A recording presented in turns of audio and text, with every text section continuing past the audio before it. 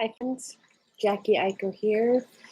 This is Reading Corner, and I will be reading a story from this book, Holy Troublemakers and Unconventional Saints by Deneen Akers.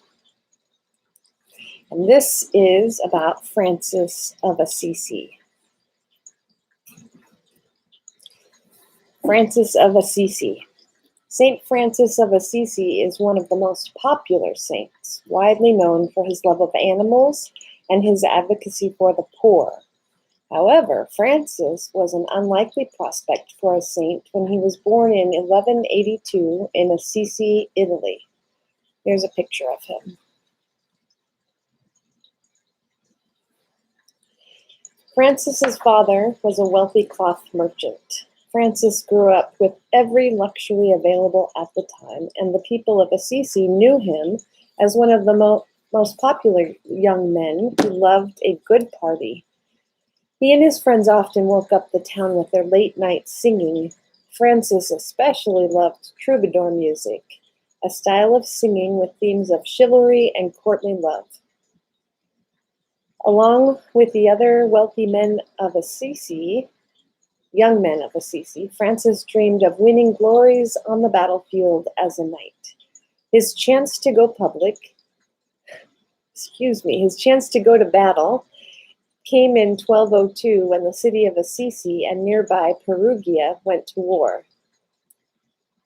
Francis's father bought him an expensive new coat of armor, and Francis cheerfully rode off to battle. However, Francis soon came across a knight on the road with rusty, clunky armor. Moved by this older man's plight, Francis gave the other knight his new armor. Francis's dream of glory in battle did not turn out to be that glorious. All of the pain and suffering he saw on the battlefield made him question the point of the violence. He was captured and put into prison, where he stayed for over a year until his father could work out the details of a ransom. Francis became weak and ill while in prison, and it took him a long time to recover. When his health returned, he went to battle again. At that time, the Pope was fighting a series of wars against Muslims and wanted all Christian knights to go to war for the church.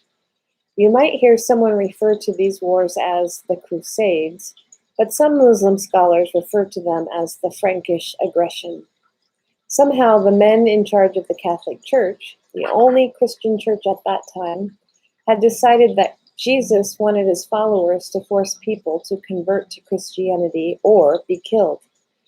Even though Jesus had spent his entire public ministry preaching nonviolence and peaceful methods of sharing the loving values of God's kingdom. But on his way to go to battle, Francis fell ill again. This time he had a vision directing him to serve God and not other people. Francis went home to pray and meditate.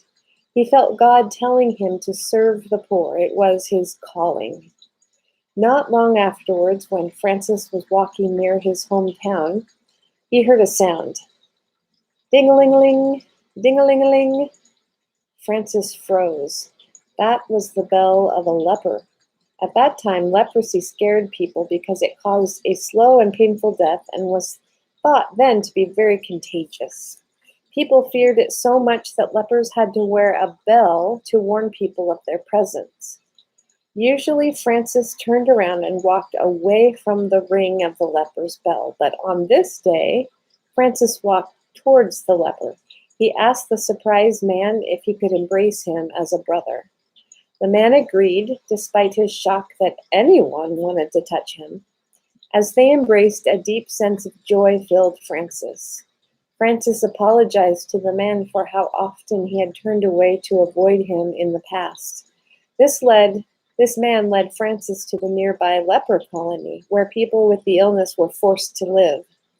Francis embraced everyone and went home to bring back food and clothing. He continued to go back to nurse the men and women affected with leprosy over the years. All of this made Francis's father angry. "Giving alms to the poor is one thing," he shouted, "but you are giving away money for my business, fine cloth for my store, and you're not learning how to run a profitable business." This argument grew more and more heated, and eventually Francis denounced his inheritance in front of the town elders. He even stripped naked, handing his father all of his clothes. "Here are my earthly clothes that you have given me," he said to his father. "Now I only serve God."